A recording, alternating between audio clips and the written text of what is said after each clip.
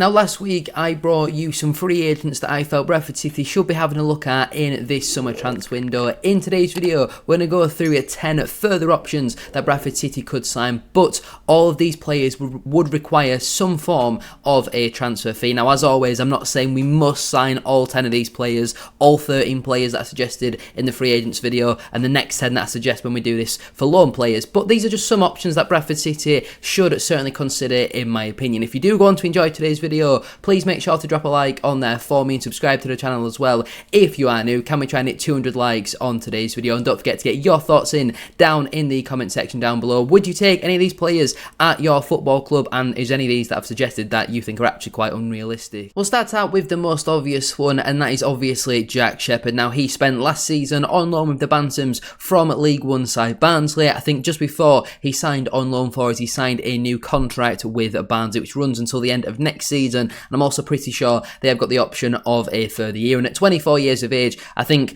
maybe their CEO or somebody who wears a suit at Barnsley basically said he's going to play a big part in Barnsley's plans for next season, so it's not going to be the cheapest in terms of a transfer fee, but I think it's certainly something that we should be looking at. Obviously, 24 years of age, like I did mention, and played a big part in our promotion last campaign. 39 out of 46 appearances, 31 of them being starts, scored a couple of goals, contributed to 10 clean sheets, won 71% of his aerial duels. I don't need to convince you why Jack Shepherd would be a very good signing for Bradford City. Again, it would cost a pretty significant transfer fee, maybe a couple £100,000, but if we want to be competitive in the division next season, then we need to be spending big money on transfer fees. Stepping up now, this is the time where you've got to be competing with some of the other teams in the division who do spend a lot of money. I'm not saying pump 20 million into Jay Stansfield like what Birmingham did, but we've got to be spending a decent amount of money to get the better players in. Shepherd for me, perfect signing, but I think the transfer fee might put us off a little bit. Kelly Namaya still has another year left to run on his contract with Salford City, but at 21 years of age would be a brilliant addition to compete with Bobby Poynton in that left number 10 position. Now, traditionally a winger and has played there for the large part at Salford City, but could certainly play in them two at number 10 positions. You imagine our attacking options next season to be Kelly Namai, Bobby Poynton, Anthony Sarcevic, Dylan Markande, and then you've got some further additions in the likes of George Lapsley and Tommy Lee as well. That would be some real firepower. But Kelly Namai this season has been brilliant with Salford City. Has had the odd injury problem, and that is why he did only manage the 28 starts, but still scored 9 goals and created a further 5 assists as well. 14 goal contributions in 28 starts. That's a goal or an assist every 2 matches, which I do think is a very good return at just 21 years of age. For me, this will be a brilliant signing. Again, it's going to cost you a couple £100,000, but I don't think you'll be looking at the higher ends of that because he is only 1 year left on his current contract, but for me, it would be a great signing. Gabriel Breeze was obviously relegated with Carlisle United this season, but for the large part when he played, he probably was their player of the season. There was the odd mistake in there every now and again, but he is still only 21 years of age, and this is one that I would consider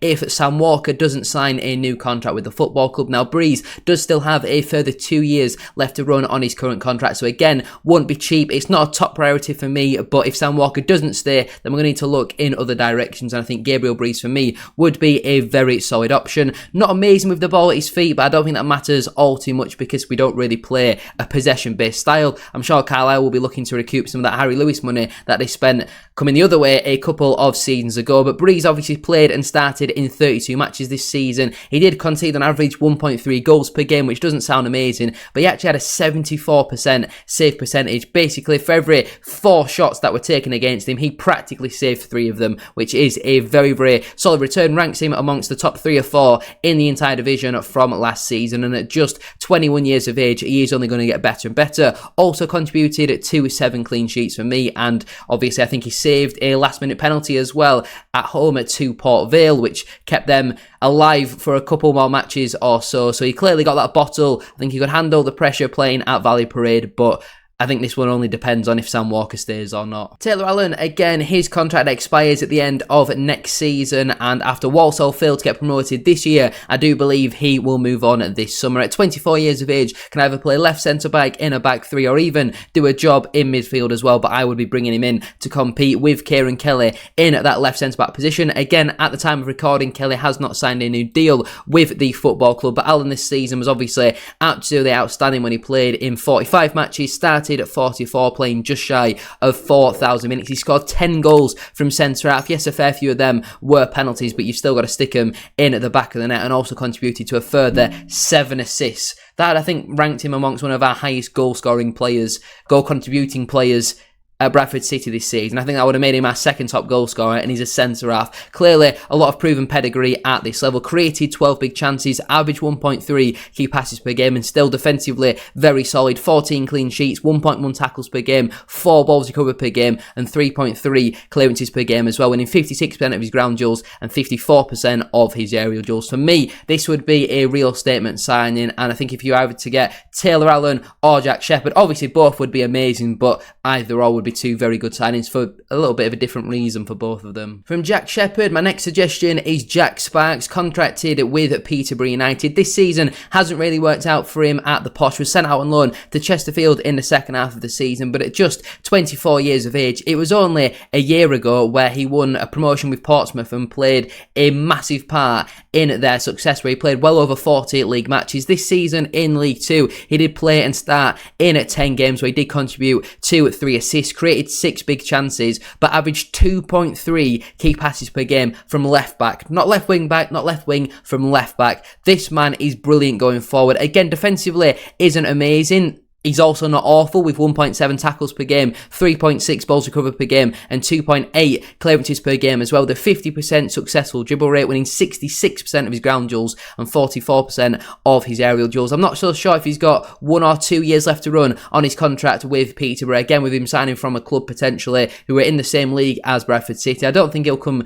cheap, but I'm pretty sure he's actually on the transfer list with Peterborough at this moment in time. They'll be looking to develop Rio Adebisi. They've also got Harley Mills as well. So Sparks found himself a little bit far down the pecking order, and obviously he's got the same name as our CEO, so it just makes sense. Don't forget to like, comment and subscribe as well if you haven't already. My next suggestion is striker Ollie Pearce, who still has another year left to run on his contract with York City. Yes, he's 29 years of age, but this man is a proven goal scorer. He knows where the bag of the net is. This year in the National League, he played in 46 matches, started at 45 of them, playing nearly 4,200 minutes. He scored 31 goals, averaged a goal every 136 minutes with a 28% goal conversion rate. He also created a further 8 assists as well, 39 goal contributions in 45 starts. York didn't win promotion. They were obviously pretty poor in that playoff semi-final against Oldham, where I must admit Ollie Pearce wasn't particularly great in that game, but you can't turn down a man who's got 39 goal contributions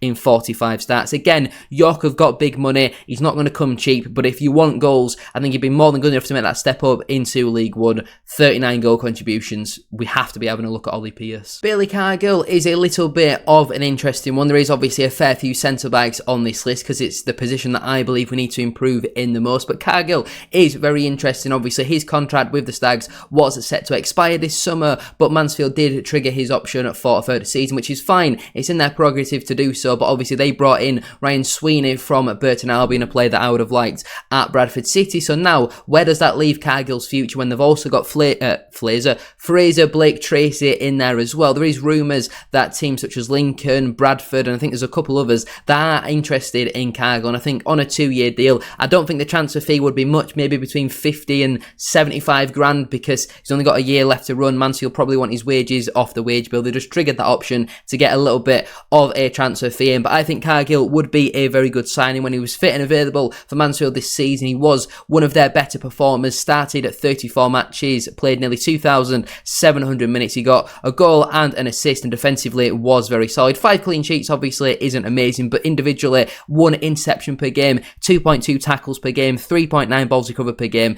and 5.1 clearances per game as well, winning 56% of his ground duels and 59% of his aerial duels. Now, Cargill for me wouldn't be a player that I'd bring in if Kieran Kelly does sign a new contract, but I'd have him to compete as not necessarily a starter. That's where I'd be looking at your Shepherd, your Taylor Allens. But if Cargill was to play his bit part role next season, I think he could be a smart signing for Bradford City. But I also think he could be good enough to start regularly, depending on who his other 2 centre-halves are next to him. I'd say Cargill's a 6 or a 7 out of 10 League 1 centre-half. So then you can't have a Byrne and Baldwin next to him. I don't think that would be good enough. You need to get some other elite centre-halves, like a Ricardo Santos, who looks like he's on his way to the Championship. Regan Booty has had another very good season with Gateshead in the National League, and now at 27 years of age could come in and provide some real competition in our number 6 position, could also play as the number 8 as well. And I just think when he's got a year left to run on his contract with Gateshead at 27 years of age, now coming into his prime years, I do think would be a real smart signing for Bradford City. This season, played and started in 43 matches, playing nearly 3,900 minutes, where he did score the 2 goals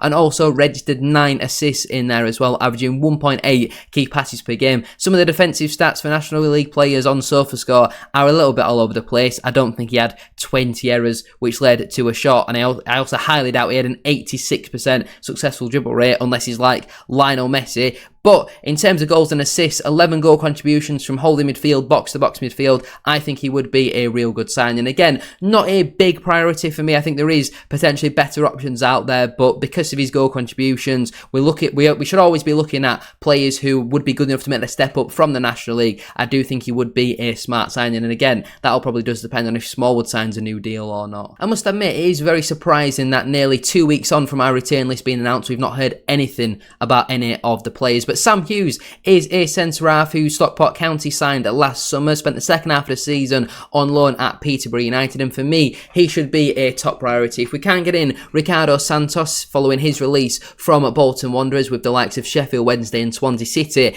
interested in him, then Sam Hughes for me would be a big priority. Again, he's probably got another year or 2 left to run on his contract with Stockport. Obviously, Peterborough will be interested in him, but this year for me, he has been very solid at the back for Posh. Started 22 matches, played at 27 League One games, just shy of 2,000 minutes, where he did score the 1 goal. Defensively, very solid. He contributed to 6 clean sheets, averaged 2.9 balls recovered per game, and 7.3 clearances per game as well, winning 61% of his ground duels and 73% of his aerial duels. He is a real top physical centre-half.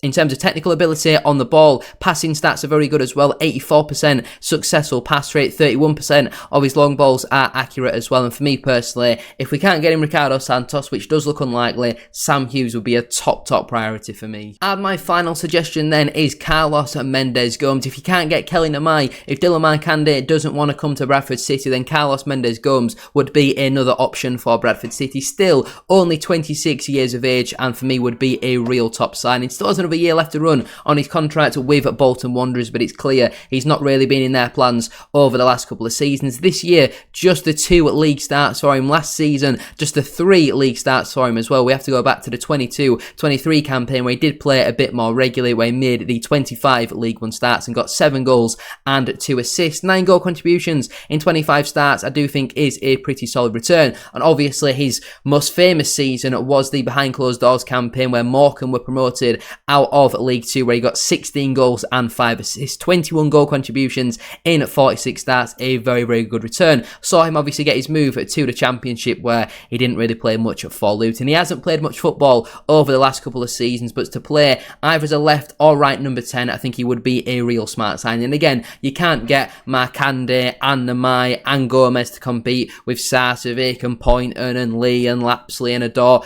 Obviously, you're going to have far too many players, but they're just options that Bradford City should be considering. And Mendes Gomes, I don't think would require that much of a transfer fee. But anyway, I'm going to leave it there then for today's video. If you have enjoyed, please make sure to drop a like on there for me. If you could try and hit 200 likes, as I mentioned at the start of today's video, that would be massively appreciated. Subscribe to the channel as well if you are new. We are on the road to 12,000 subscribers, and don't forget to get your thoughts down in the comment section down below. Would you take any of these players at your club? And if you're a Bradford City fan, is there any further suggestions that you would have? Let me know your thoughts down below. I will do a final transfer targets for Bradford City, where we talk about potential loanees that Bradford City could look to sign next season. Thank you all for watching. Have a great rest of your day, and hopefully soon we have some sort of transfer contract news, because it's been so quiet for such a long time and I'm kind of running out of content ideas.